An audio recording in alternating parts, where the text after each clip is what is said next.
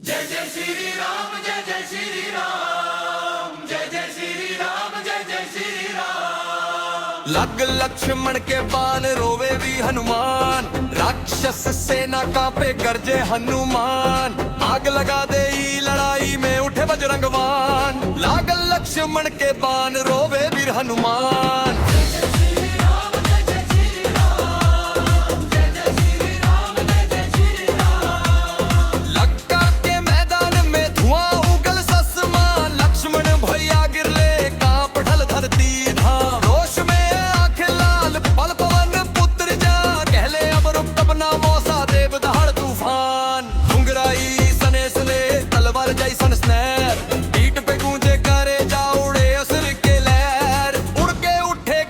के हनुमान भीषण प्रहार, का पापी बोले मौत आ गई यार, शक्ति के समुद्र तूफान में बदल गए यार। हनुमान के एक दहाड़ लंका थर्रा गई, लक्ष्मण मुइना उठी है घर थेलर गदरंग वीर।